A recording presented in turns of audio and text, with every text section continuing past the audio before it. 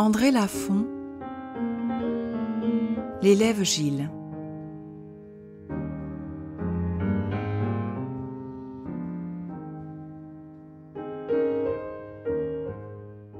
Vous qui vous pencherez sur ces pages, avec l'émoi d'y revoir parmi tant de choses mortes, des figures jadis connues, ne soyez point étonnés de trouver l'enfant qui se raconte si peu semblable à votre souvenir. Mais rappelez-vous ces silences, et sachez ce que vous dérobèrent un masque pâlot et des regards qui fuyaient l'interrogation du vôtre.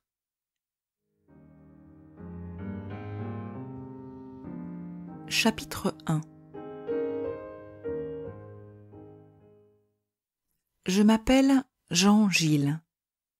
J'entrais dans ma 11e année, lorsqu'un matin d'hiver, ma mère décida de me conduire chez la grande-tante aux soins de qui l'on me confiait habituellement pour les vacances. J'y devais demeurer quelque temps. Une coqueluche qui s'achevait était le prétexte de ce séjour, à l'idée duquel j'aurais éprouvé bien de la joie, si je ne sais quoi dans sa brusque nouvelle ne m'eût empêché de m'abandonner à ce sentiment. Mon père ne parut pas au déjeuner. J'appris qu'il se trouvait là et prenait du repos. J'osais m'en féliciter, car sa présence m'était une contrainte. Il demeurait, à l'ordinaire, absorbé dans ses pensées, et je respectais le plus possible son recueillement.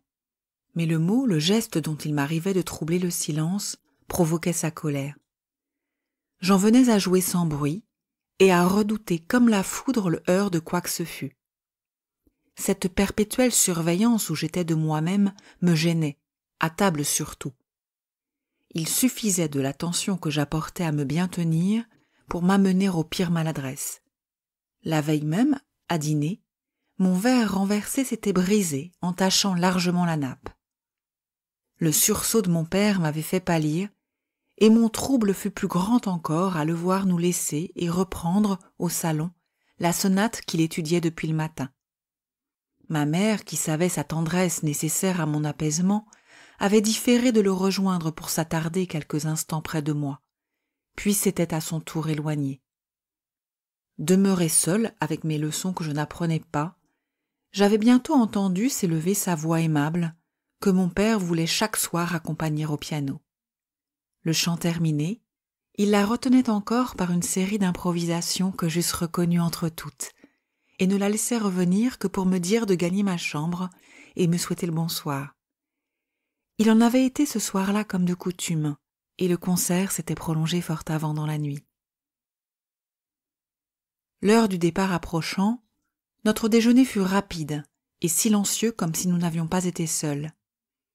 Quelques derniers soins firent aller et venir ma mère à travers l'appartement et jusque dans la chambre où je n'osais la suivre.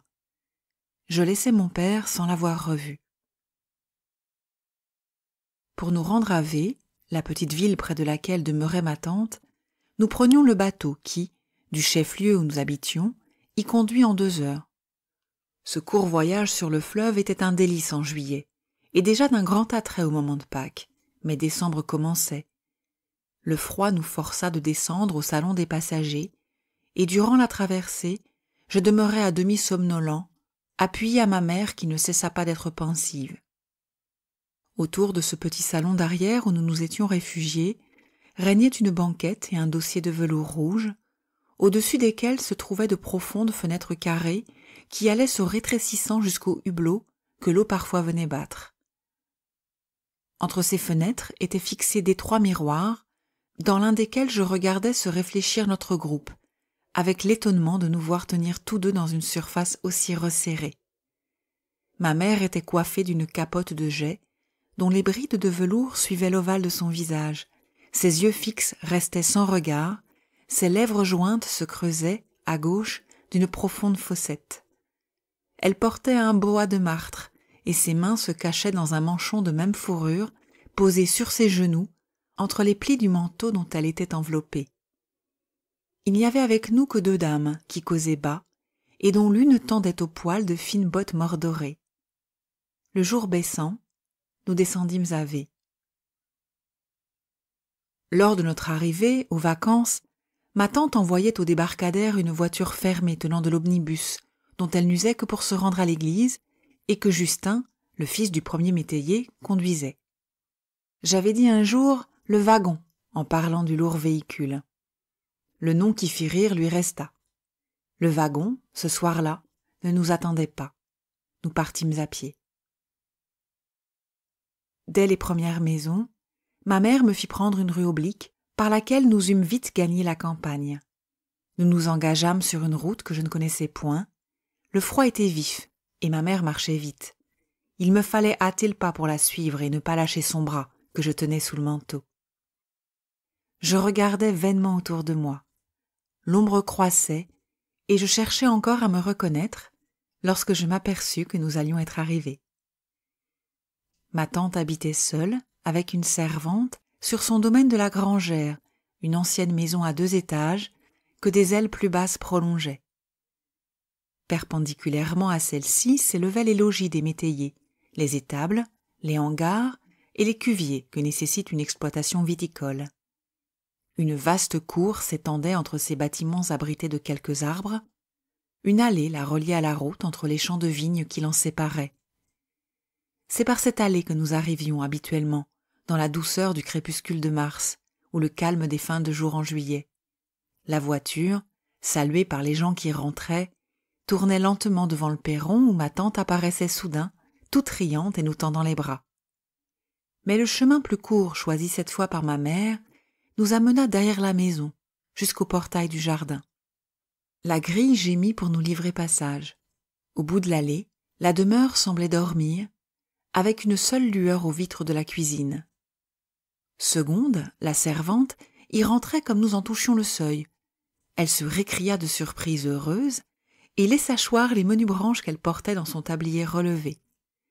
L'étonnement de sa maîtresse ne fut pas moins profond, mais la joie de nous revoir prenait vite chez ma tante la place de tout autre sentiment, et je la trouvais si vive à commander le repas, tisonner la braise et nous serrer de nouveau dans ses bras, que j'en oubliais la tristesse du voyage, le froid de la route, et me sentis pleinement heureux dès que je vis s'égayer à demi le visage trop longtemps muet de ma mère. Nous avions trouvé ma tante dans la petite pièce qu'elle affectionnait, et qui séparait, dans la moitié de leur longueur, la salle à manger et la cuisine. Nous nous rangeâmes autour de la cheminée haute. Aux questions affectueuses de ma tante sur nous-mêmes et sur mon père, ma mère répondant de façon évasive et plutôt avec les yeux, ma tante cessa bientôt d'interroger. Je regardais autour de moi le nouveau visage des choses. L'intimité de l'hiver changeait l'aspect de la pièce où nous vivions les soirs d'été, l'âtre éteint, les fenêtres ouvertes à la brise. L'abat-jour ne projetait qu'un cercle de clarté, au-delà duquel les meubles s'enveloppaient d'ombre et semblaient s'écarter de notre vie. Segonde allait et venait, portant du bois au feu, dressant la table. Elle reprochait bien fort à ma mère d'être venue sans prévenir, et s'excusait de ne servir qu'un repas modeste. Le couvert fut vite prêt. Je reconnus la nappe rude, les serviettes et leur senteur de lessive, le dessin des assiettes à dessert. Mais le sommeil de l'enfance pesait déjà sur mes paupières, et je ne sus bientôt plus démêler de mon rêve les voix que j'entendais se répondre à mes côtés.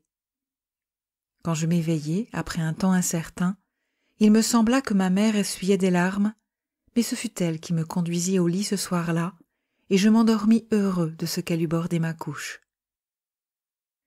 Je m'éveillai le lendemain fort avant dans la matinée, et seulement lorsqu'un tardif soleil toucha ma fenêtre. J'appelai en vain ma mère. Sa chambre, contiguë à la mienne, était vide, le feu s'y éteignait. Je la traversai et descendis. Je trouvai ma tante seule dans la petite salle où elle cousait. À la question que je lui posai en l'embrassant, elle prit le ton des confidences pour répondre que ma mère, pressée de rentrer, était partie sans vouloir troubler mon sommeil. Je ressentis autant de dépit que de tristesse. Il me semblait qu'on se fût joué de moi. Les larmes me vinrent aux yeux, mais Segonde me poussa vers la table où je m'assis devant la tasse de lait fumant et les tartines grillées qu'elle beurra en affectant de m'envier. Notre arrivée, la veille, l'avait détournée de ramasser les œufs. Elle m'attendit pour aller les prendre, et je la suivis dans le poulailler où nous entrâmes courbés.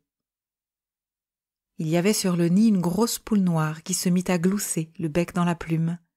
Seconde l'enleva adroitement par les ailes, sans égard au piaillement de la pondeuse, à qui les coqs répondaient au dehors, et prit, deux par deux, les œufs qu'elle déposa dans son tablier. Je m'étais accroupie près d'elle, les paupières encore humides et gonflées. Elle me tendit l'œuf le plus gros, en me disant de le passer sur mes yeux, afin, ajouta-t-elle, que mon regard fût plus clair. La tiédeur de coq poli était douce, en effet, à ma chair gerçait du sel des larmes. Seconde me regardait en souriant. Par le petit arceau ouvert sur leur cour, les poules montraient leur tête inquiète, qu'elles tournaient de profil pour mieux voir.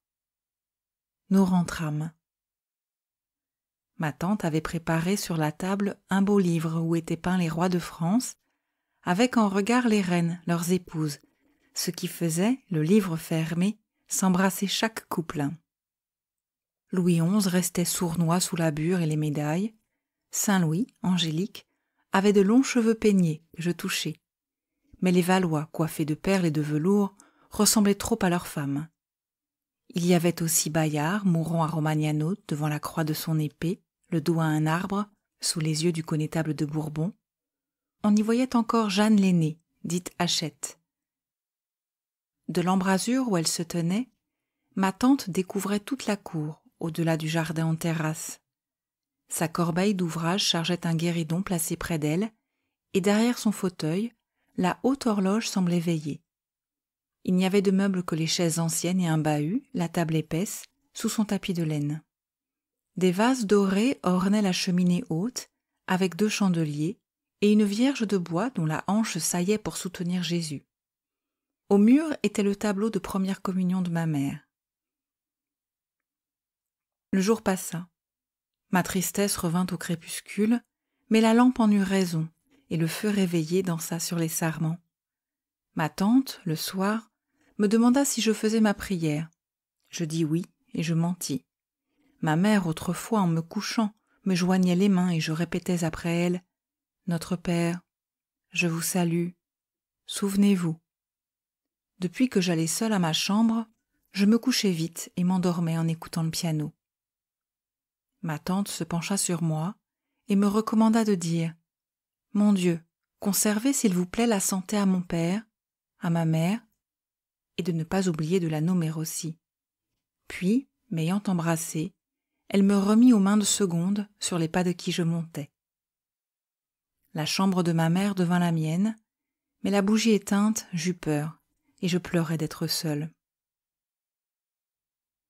Un doux matin se leva chaque jour sur ma vie qu'il baignait de clarté bleue et de saine fraîcheur. Je ne savais de la saison triste que le visage ennuyé qu'elle montre à la ville, ses ciels lourds sur les toits et la boue des rues obscures. Je découvris la splendeur de l'hiver. Ma chambre, située à l'extrémité de l'aile gauche, ouvrait sur les champs que les vignes dépouillées peuplaient de serpents noirs et de piquets, mais la pureté du ciel pâle s'étendait sur elle, jusqu'au lointain à peine brumeux. Un coteau se haussait, portant un village où le clocher pointait, des pas claquaient sur la route aperçue, et des voix parfois en venaient.